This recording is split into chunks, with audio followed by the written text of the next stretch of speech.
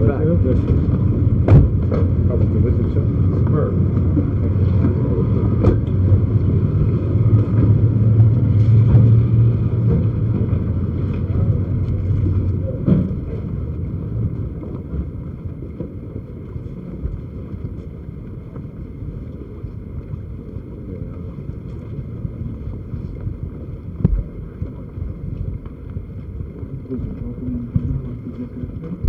Longer.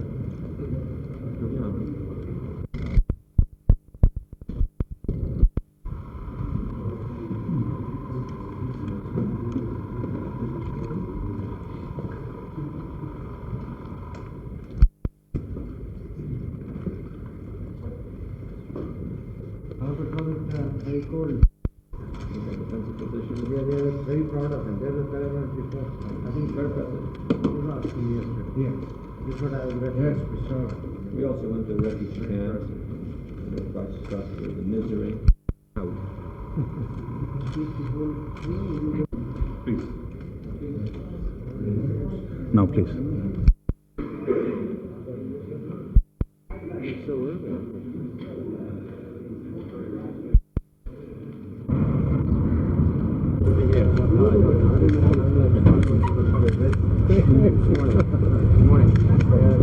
Hope they don't catch the chill.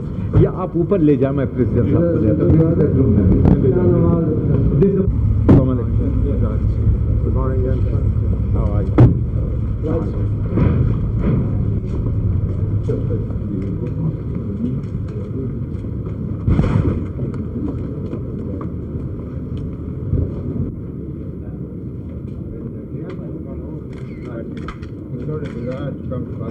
Back up.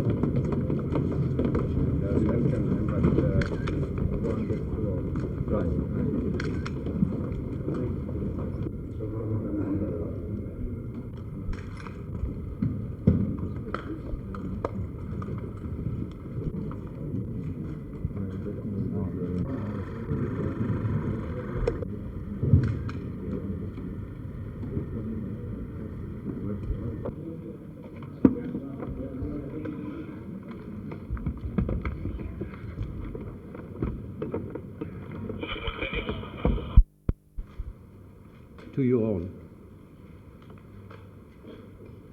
President Zia Ul Haq, Foreign Affairs Advisor Agha Shahi, and other Pakistani government officials held talks with Dr. Zbigniew Brzezinski, Assistant to the President for National Security Affairs, and Mr. Warren Christopher, Deputy Secretary of State, and their advisors on February 2 and 3.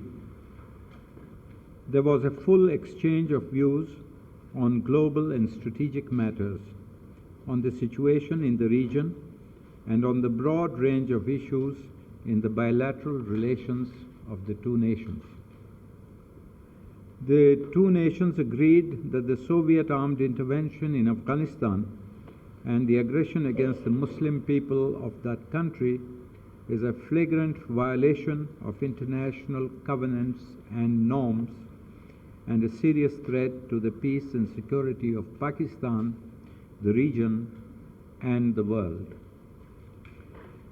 The United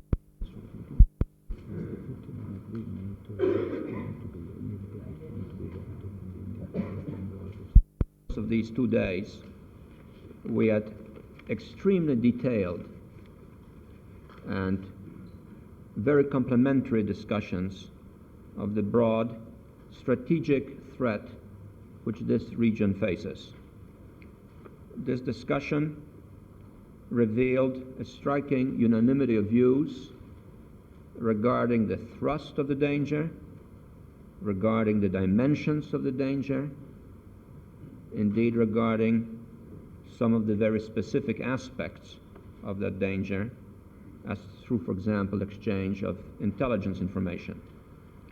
The United States has made it very clear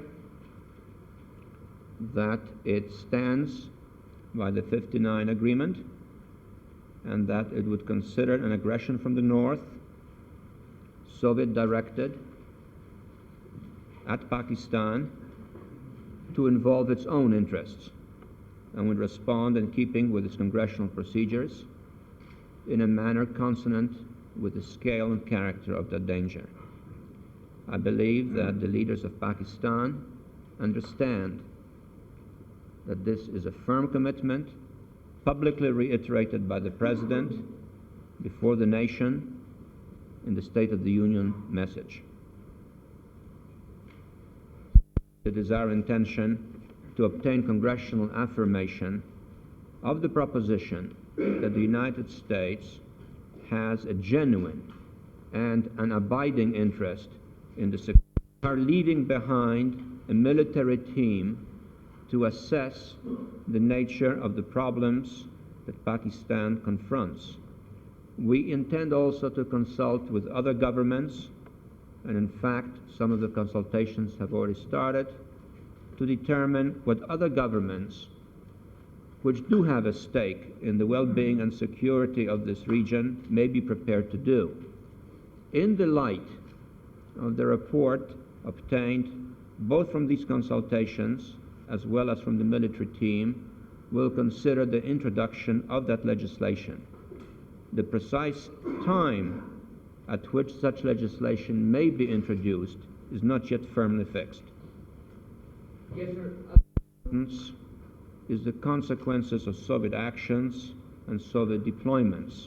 The report should be considered, and it would be then up to the United States government to indicate what it would be in a position to contribute, and also to find out whether other countries which are interested in the security of this region are also willing to make their own contributions, and if so, to what extent. Pakistan would like to see the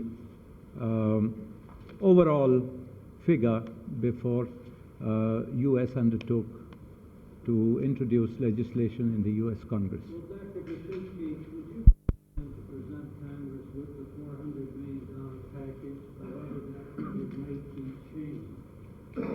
I can't anticipate at this stage what might be our position. We do have a list of our requirements, and that is a matter which will be the subject of discussions in the next few days. And until we know what is the outcome, it will be premature for me to say comment further. Let me add to this, because there seems to be here a morbid fascination with numbers. The fact of the matter is that in the course of the last 2 days, we did not sit and compare numbers or compare lists. We concentrated much more on analyzing the nature of the problem that this region confronts, the nature of the particular threat to Pakistan, the kind of interest that we share, the kind of long-term responses that we need to shape, not only bilaterally and multilaterally, but multilaterally. Out of this, there has developed a process which will continue and in which we'll build. So it isn't a question at this stage of Pakistan deciding that the $400 million package is not enough, or us asserting that it is enough. For neither proposition would be true. We are not assuming that $400 million will solve all of Pakistan's problems, but it is the beginning of a response, particularly after a lapse in the relationship. And on the Pakistan side, there has to be a clear understanding of what can be forthcoming from the different countries involved. I haven't seen these reports. It is possible that under certain circumstances, the United States would consider the transfer of weapons to countries with which we have not done so in the past, if we are convinced that these weapons would contribute to regional stability and or reduce the dependence of these countries on suppliers who harbor demonstratively aggressive objectives. We, in any case, approached the problems of this region with one central goal in mind: to minimize